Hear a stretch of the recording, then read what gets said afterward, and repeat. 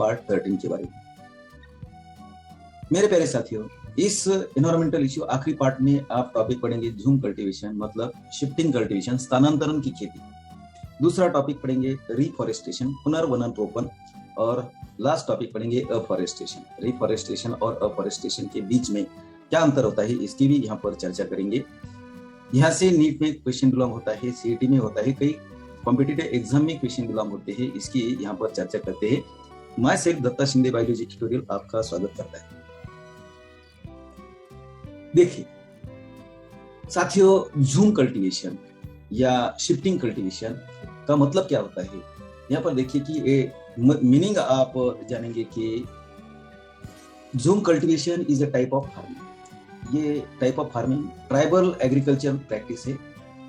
आदिवासियों के द्वारा ये झूम कल्टीवेशन की फार्मिंग की जाती है। वे क्या करते हैं, tribal farmers cultivate the land temporarily for 2 or 3 seasons, particularly in a forest area। और झूम कल्टीवेशन में स्लैश एंड बर्न एग्रीकल्चर, दूसरा नाम है ये कर्तन दहन प्रणाली।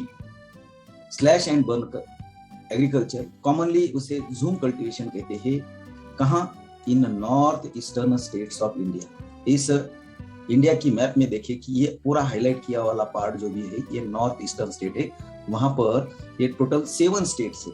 ऐसा नहीं है कि सिर्फ नॉर्थ ईस्टर्न स्टेट में करते हैं, कई आंध्र प्रदेश में, झारखंड में, यहाँ पर भी ये झूम कल्टीवेशन या शिफ्टिंग कल्टीवेशन की खेती आदिवासियों जो भी फार्मर्स है, ट्राइबल फार्मर्स द्वारा की जाती है।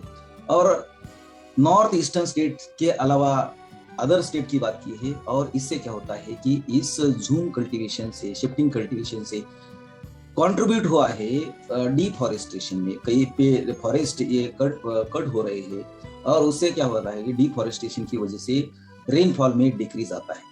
तो ये वही बात है प्यारे दोस्तों, डिफॉरेस्टेशन की। झूम कल्टीवेशन में आगे बात करते हैं। यहाँ पर देखिए कि ये पेड़ काट दिए गए हैं। कई जंगल के पेड़, जंगल में स्पेसिफिक एरिया काट दिया जाता है, उसको जलाया जाता है। इसकी प्रोसीजर आगे समझेंगे दोस्तों। स्लैश एंड बर्न एग्रीकल्चर मतलब कर्तन दहन प्रणाली। स्लैश एंड बर्न उसे मीनिंग कहा करते हैं। इसमें क्या होता है कि स्टेप्स देखिए इसमें। The tribal farmers cut down the trees.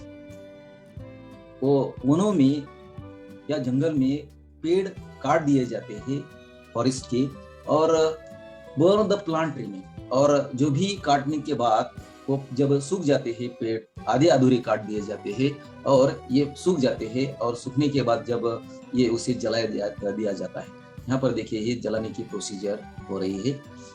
दूसरी स्टेप है जलने के बाद उस स्पेसिफिक जो भी बर्न किया है फॉरेस्ट एरिया, पूरा फॉरेस्ट तो नहीं जलाते, स्पेसिफिक एरिया बर्न किया जाता है। और जलने के बाद जो भी ऐश राख होती है, और राख को, ऐश को यूज किया जाता है फर्टिलाइजर्स, खाद या कहे या उर्वरक कहे, वो ऐश को यूज किया जाता है। क्योंकि प्यारे दोस्तों ऐश में ये न्यूट्रिएंट्स पाए जाते हैं, न्यूट्रिएंट्स होते हैं।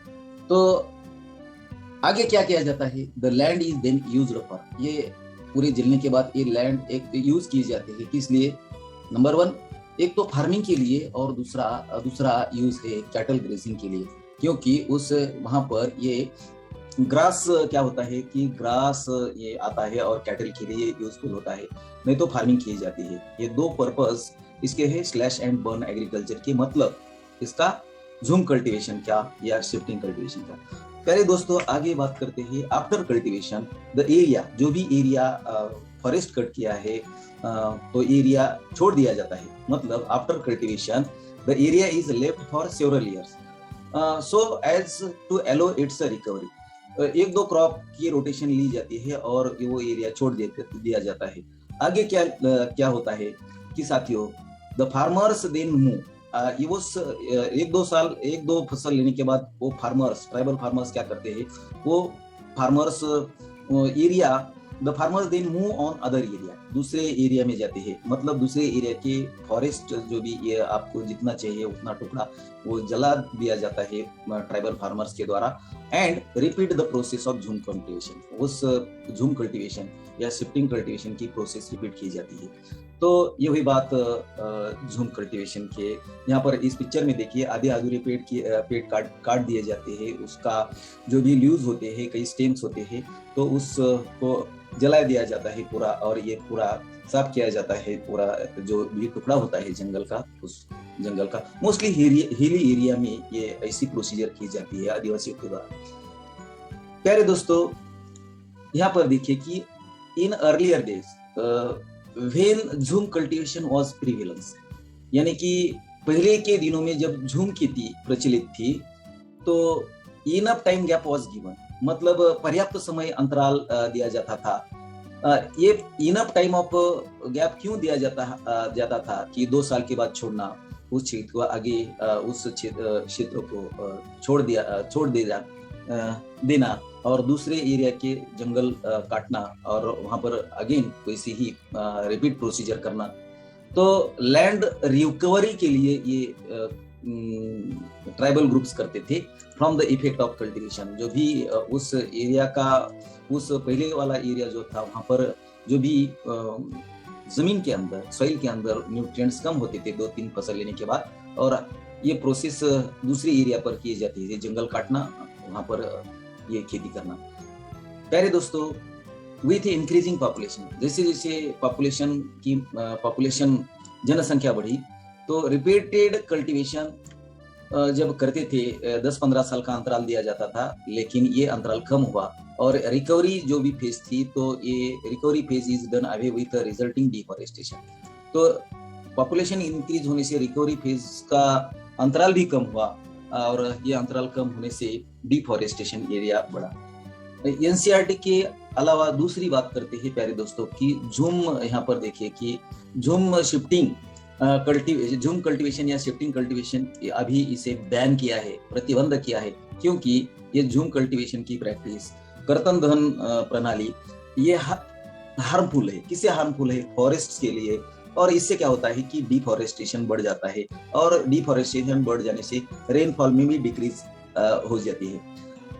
तीसरा कारण बताएंगे कि झूम कल्टीवेशन के लिए बैन क्यों है, कि फॉरेस्ट एरिया जब बर्न करते हैं तो बर्न करने में burn to make a way for new farmland, नई फार्मलैंड बन जाती है, और इसमें अनजाने में क्या होता है कि अनकंट्रोल्ड फॉरेस्ट फायर होता है, मतलब and this can cause uncontrolled forest fire.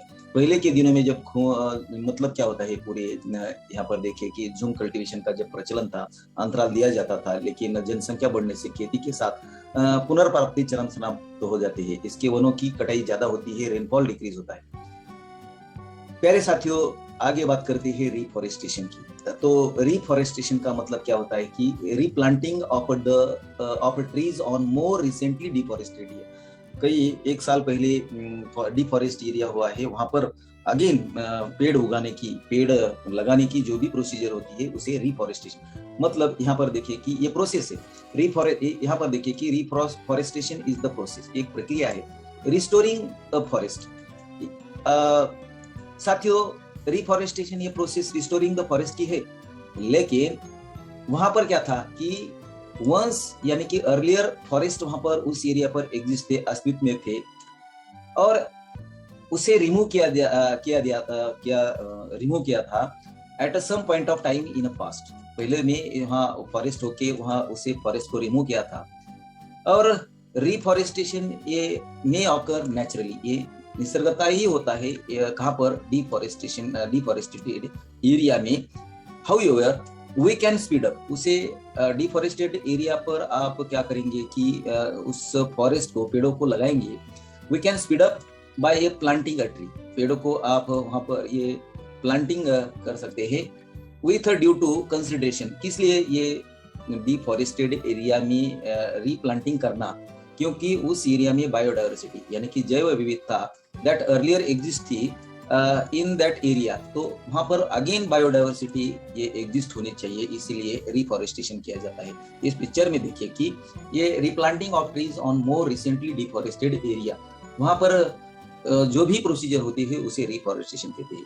साथियों, बात करते हैं दूसरे कंसेप्ट की।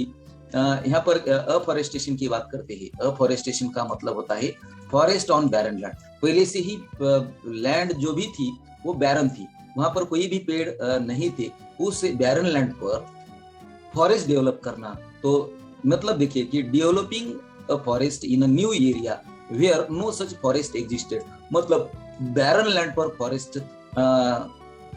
फॉरेस्ट को डेवलप करना, उसे अफॉरेस्टेशन कहते हैं। प्यारे साथियों, ये हुई बात रिफॉरेस्टेशन और अफॉरेस्टेशन की। ये कंसेप्ट को अच्छी तरह से समझ ले। Thank you for this watching video. Thank you.